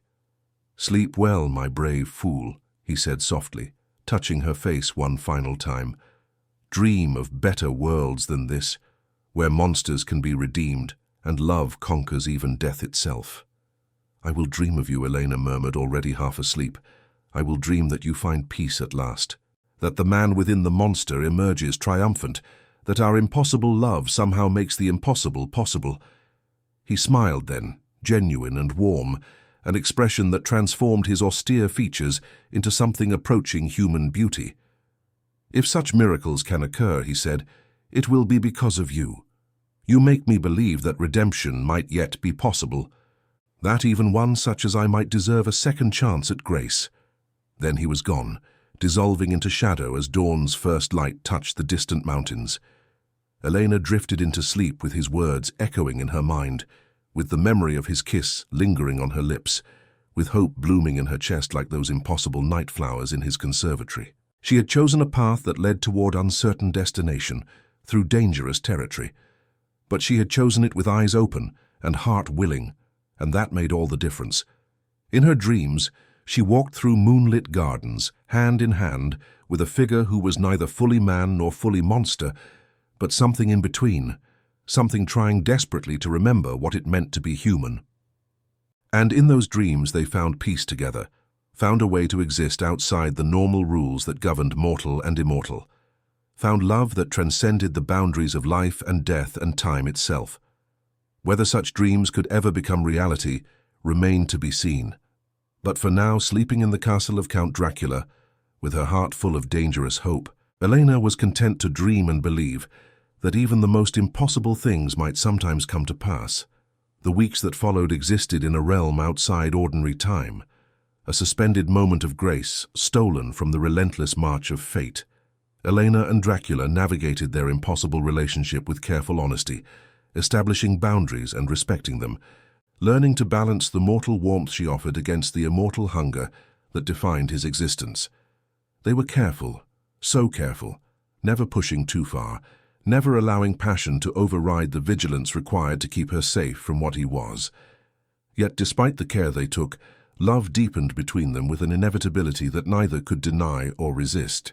Elena found herself thinking of him constantly during the daylight hours, when he retreated to whatever hidden sanctuary he used to escape the sun's killing rays. She would wake in the evening with anticipation singing through her veins, eager to see him again, to hear his voice, to feel his cold hand taking hers. The grief she carried for Andre had not vanished, but it had transformed into something bearable, incorporated into the fabric of who she was rather than consuming her entirely. Dracula, for his part, seemed to grow more human with each passing night. The austere mask he wore began to crack, revealing glimpses of the man he had been before the curse claimed him. He laughed sometimes at things she said, genuine amusement lighting his ancient eyes.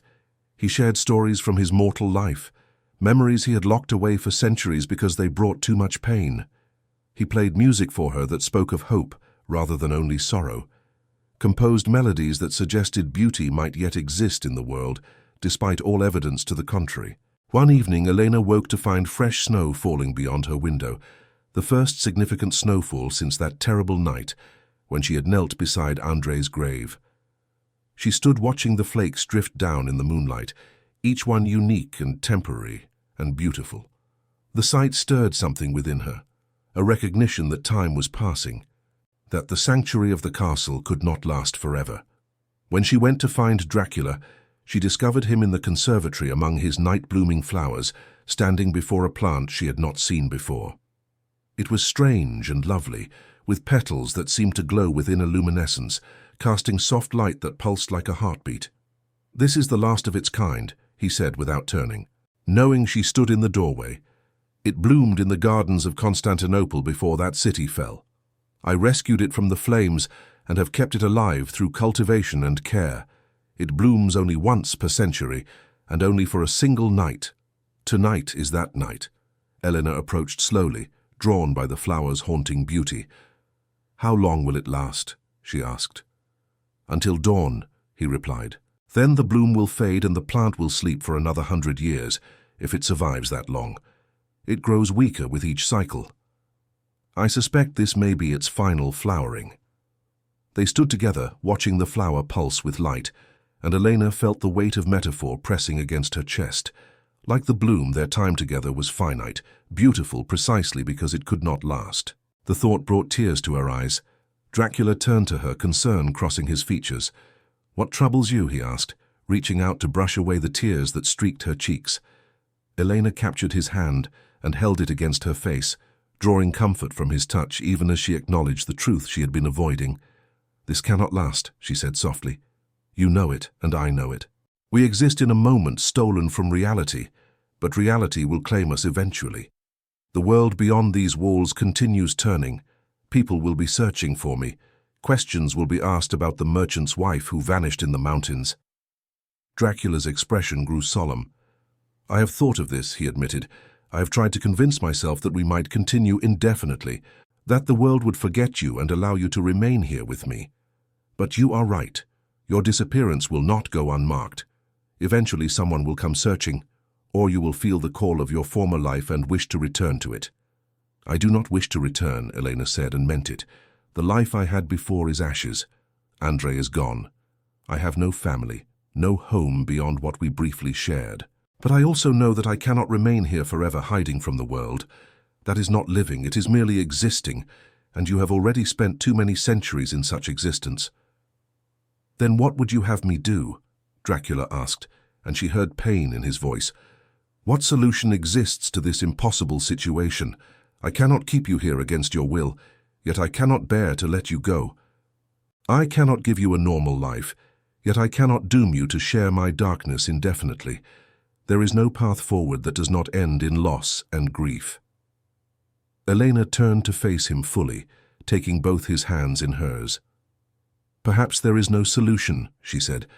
"Perhaps we were never meant to have one. Perhaps what we found together was meant only to be temporary, a gift given to two wounded souls to help them heal enough to face whatever comes next." "You speak as if you are preparing to leave," he said, and the fear in his eyes was naked and profound.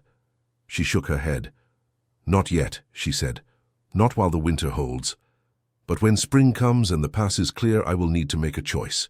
I will need to decide whether to return to the mortal world or to remain here with you in perpetual twilight. And you, Count, you will need to decide what you truly want.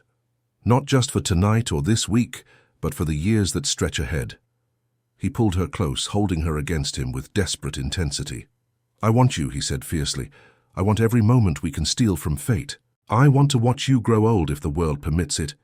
Want to treasure each day of your mortal life as the gift it is.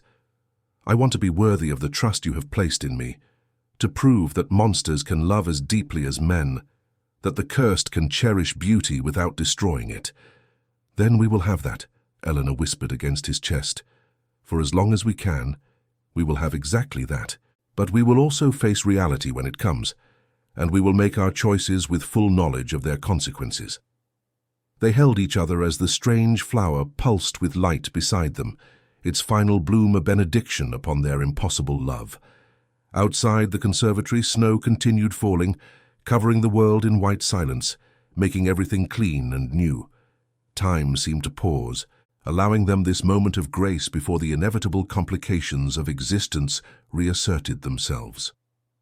The following nights took on a quality of heightened awareness, as if both Elena and Dracula recognized they stood at the edge of change and sought to memorize every detail before transformation arrived.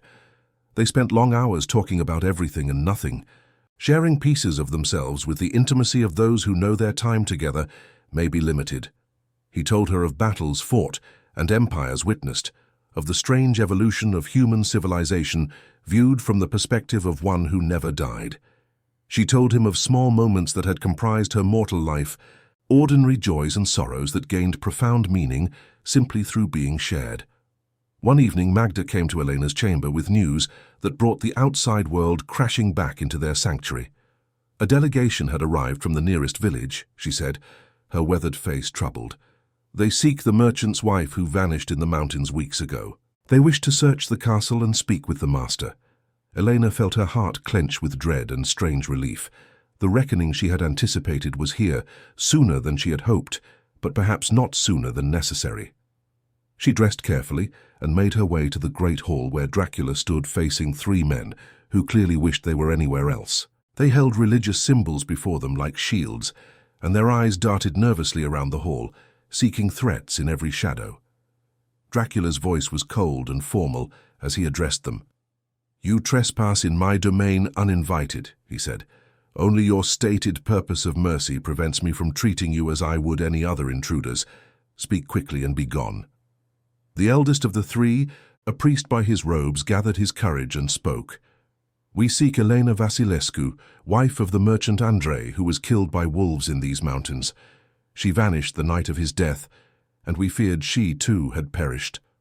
But rumors have reached us, whispers that a woman matching her description was seen near the castle.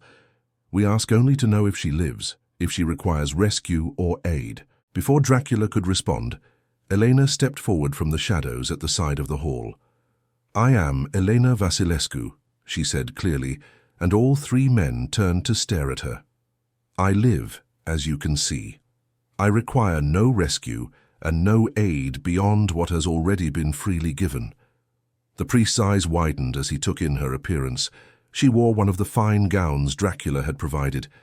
Her hair was carefully arranged, and she carried herself with confidence that had not existed when she first arrived at the castle. She looked nothing like a prisoner or victim.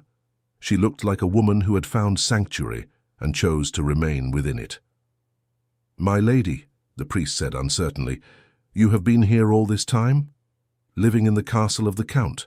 Do you not know the nature of the one who dwells here, the evil he represents?" "I know exactly what he is," Elena said steadily. "I know also what he has been to me. He found me dying in the snow beside my husband's grave. He brought me here and gave me shelter when the world had left me with nothing.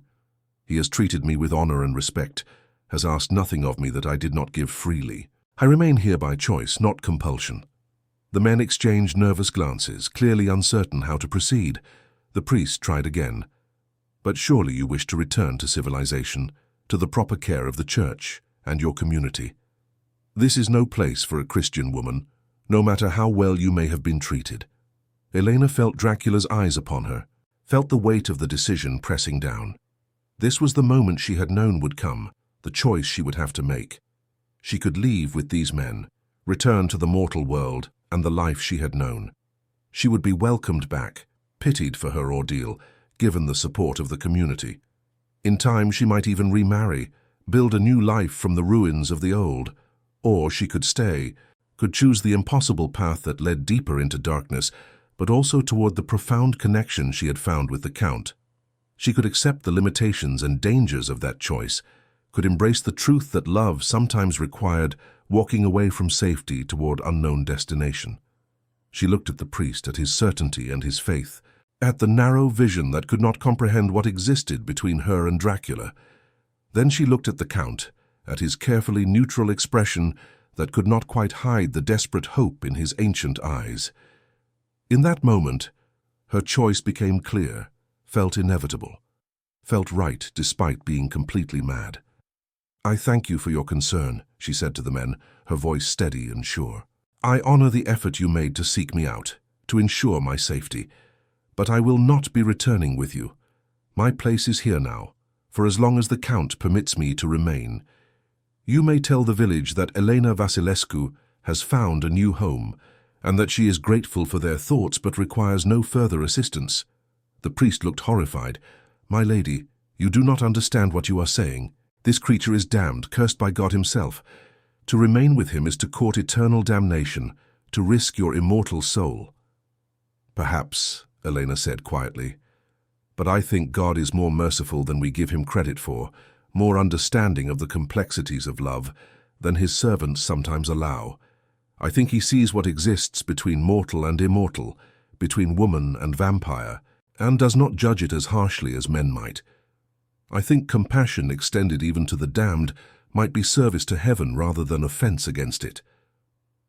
She moved to stand beside Dracula, taking his hand in hers, despite the sharp intake of breath from the watching men. "This is my choice," she said, "mine alone to make. I ask that you respect it, that you leave us in peace, that you tell whoever sent you that I am safe and content, and wish only to be left alone. The priest made one final attempt.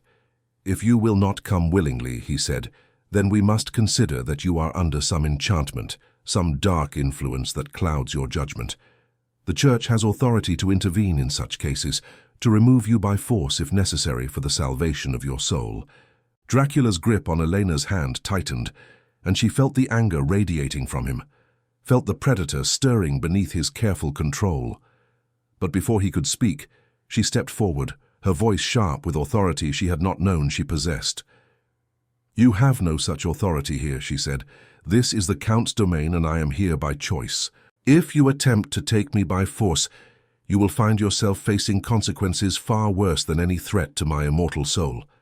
I suggest you leave now, while the Count's patience holds, and do not return. Tell your superiors that Elena Vasilescu is beyond their reach and beyond their concern." The three men hesitated, clearly torn between duty and self-preservation. Finally, the priest nodded stiffly, his expression a mixture of pity and condemnation. "Then may God have mercy on your soul," he said, "for you have chosen damnation over salvation, darkness over light." They retreated toward the doors, walking backwards, as if afraid to turn away from Dracula. When they reached the threshold, the priest raised his hand in a gesture of blessing, or perhaps warding. "We will pray for you," he called. "We will pray that you find your way back to righteousness before it is too late." Then they were gone, disappearing into the night, leaving Eleanor and Dracula alone in the vast hall. Silence stretched between them, heavy with the weight of what had just occurred. Eleanor had made her choice publicly, had declared before witnesses that she chose to remain with the vampire, had accepted whatever consequences might follow from that decision. Dracula turned to her, his expression unreadable. "You did not have to do that," he said quietly. "You could have gone with them, returned to the life you knew. I would not have stopped you, would have let you go even though it would destroy me." Elena met his gaze steadily. "I know," she said. "That is why I stayed, because you would have let me go, because you placed my choice above your desires, because the love we share is not possession but gift, freely given and freely received, because leaving would have felt like betrayal of something sacred, and staying felt like coming home." He pulled her into his arms, holding her with fierce gentleness. "You have doomed yourself," he whispered against her hair. "You have tied yourself to darkness when you could have walked in light. You have chosen the cursed over the blessed, the monster over the mortal world." "Perhaps," Elena said, "or perhaps I have chosen love over fear, connection over isolation, the courage to trust in something greater than doctrine or tradition. Perhaps I have chosen to believe that redemption is possible even for the damned, that grace can reach even into the deepest darkness." They stood together in the great hall as the night deepened around them, mortal and immortal, joined by choice and commitment and love that defied every law of nature and religion. Elena felt peace settling over her, certainty that she had made the right decision even if the world would never understand or approve. In the days that followed, life in the castle resumed its strange rhythm, but something fundamental had shifted. Eleanor no longer existed in limbo, suspended between mortal world and supernatural sanctuary. She had chosen her path and walked it with eyes open. She belonged here now, had claimed her place beside the Count not through compulsion but through deliberate choice. Dracula seemed transformed by her decision. The walls he had maintained around his heart crumbled further, allowing her deeper access to the man beneath the monster. He spoke more freely of his fears and hopes, of the ways she had changed him, of the future he dared to imagine might be possible. He taught her to read some of the ancient languages in his library, sharing with her the accumulated wisdom of ages. He showed her how to tend the night-blooming flowers, how to preserve beauty against the ravages of time. They existed in a pocket of grace stolen from ordinary reality, knowing it couldn't last forever, but determined to treasure every moment they were given. Elena grew stronger in spirit, more confident in her sense of self, more certain of her capacity to love without losing herself in the loving. Dracula grew more human, reclaiming pieces of the man he had been, proving that even the cursed could evolve toward something resembling redemption. Winter deepened into its coldest phase, the mountains buried under snow that would not melt until spring. Elena stood one evening at the window of her chamber, looking out at the frozen landscape, and realized she no longer mourned for the life she had lost.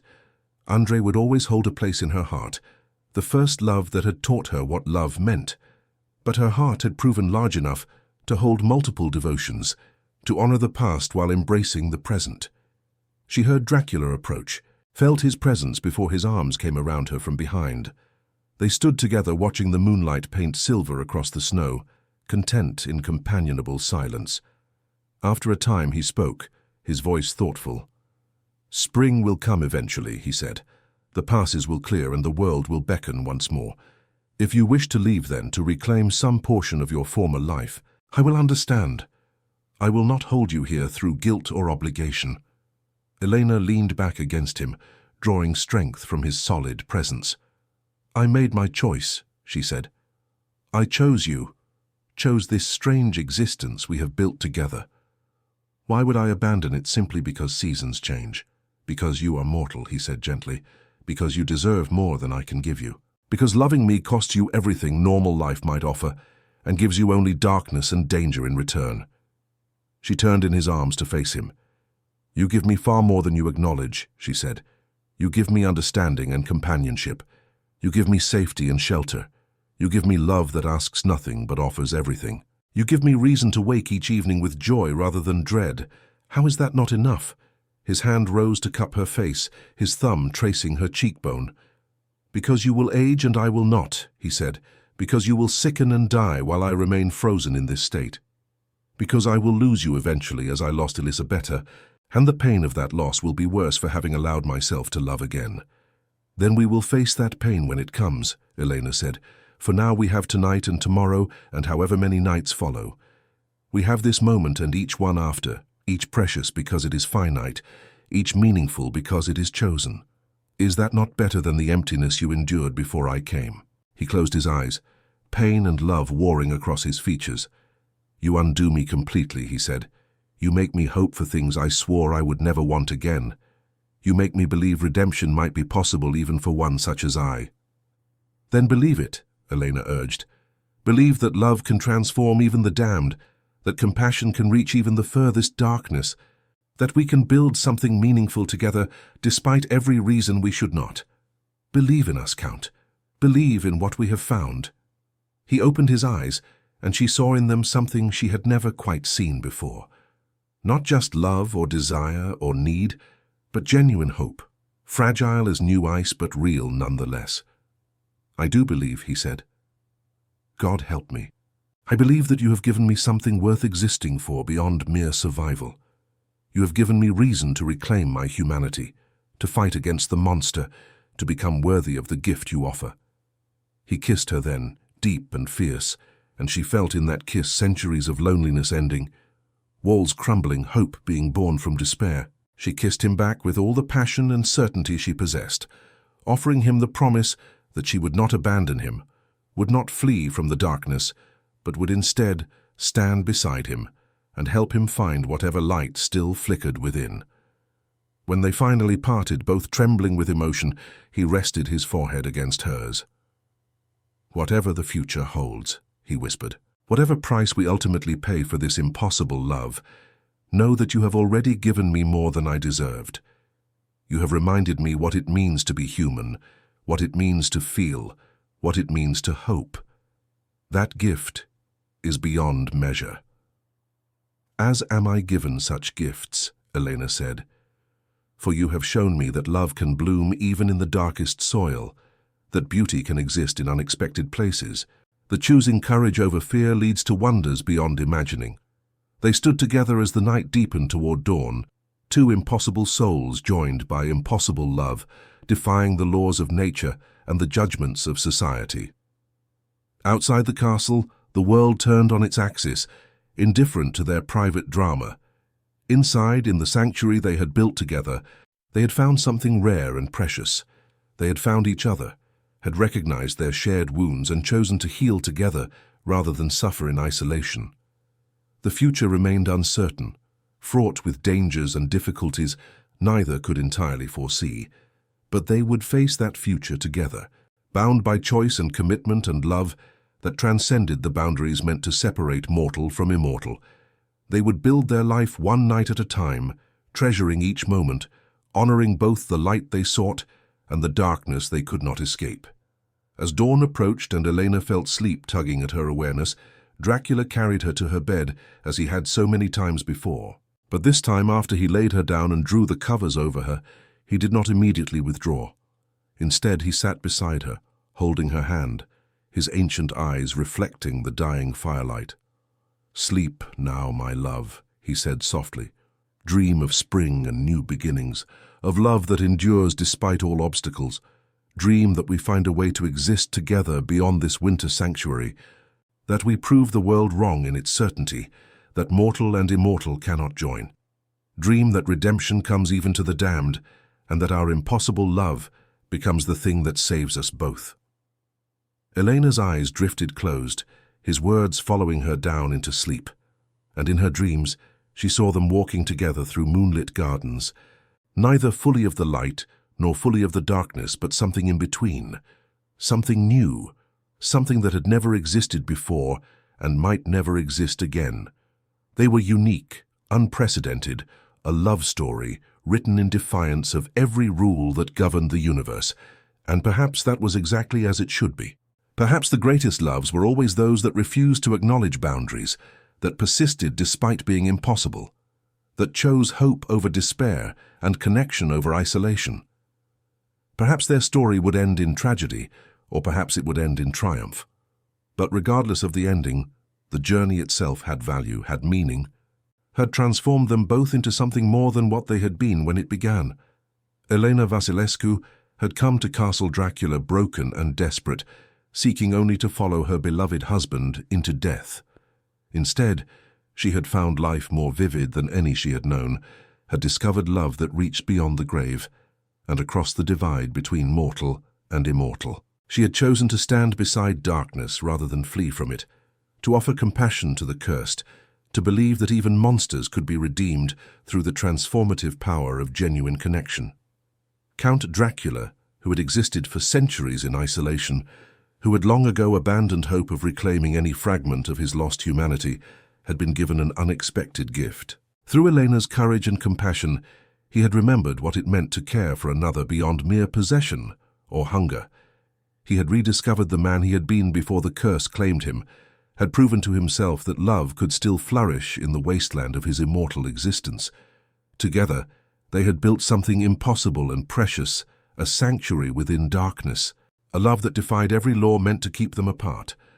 And though the future remained uncertain, though dangers and sorrows surely awaited them, they had chosen to face those challenges together rather than separately. They had chosen each other, knowing full well the price that choice might exact, and that choice itself was a form of redemption. As Elena slept and dreamed her impossible dreams, Dracula sat beside her and kept vigil through the dying hours of night. He watched over her with love and wonder, with gratitude for the miracle she represented, with determination to prove worthy of the trust she had placed in him. When dawn finally forced him to retreat to his own sanctuary, away from the killing sun, he left her sleeping peacefully, a faint smile upon her lips, her hand still warm where he had held it. Outside the castle walls, the world continued turning, indifferent to the love story unfolding in the ancient fortress. But within those walls, in the heart of darkness that had known only loneliness for centuries, something beautiful had taken root. Love had bloomed where it should not exist, had grown strong despite every force arrayed against it, had proven that even the damned and the desperate could find grace if they possessed courage enough to reach for it. And so their story continued, written in the space between light and darkness, between mortality and immortality, between despair and hope. Two souls, joined by impossible circumstance, had chosen to create something new, to prove that love could transcend any boundary if both parties were willing to risk everything for its sake. Their ending was not yet written, their fate not yet determined. But whatever came, they would face it together, bound by choice and commitment and love that refused to acknowledge the word impossible. For in the end, love itself is always impossible until it happens, always defies reason until it becomes the only reasonable thing, always seems doomed until it somehow endures. And the love between Elena and Dracula, mortal and immortal, woman and vampire, chosen and chooser, was perhaps the most impossible of all, which meant, by the strange logic that governs such things, that it might also prove the most enduring, the most transformative, the most redemptive. Only time would tell. But for now, as winter held the mountains in its frozen grip, and the castle stood sentinel against the endless night, it was enough that they had found each other, had recognized their shared need, had chosen connection over isolation. It was enough that love existed where it should not, bloomed where nothing should grow, persisted where everything counseled surrender. It was enough that they had chosen each other, knowing the price, accepting the cost, embracing the impossible made possible through courage and compassion, and the stubborn refusal to let darkness win completely. And perhaps, in the end, that choice itself was the victory, the redemption, the grace that both had sought without knowing what they were seeking. The snow continued falling over the castle, covering the world in white silence, making everything clean and new. Inside, in the warmth and safety they had built together, Elena slept peacefully, and Dracula kept watch, and love endured despite every reason it should not. And that perhaps was the only miracle either of them had ever truly needed.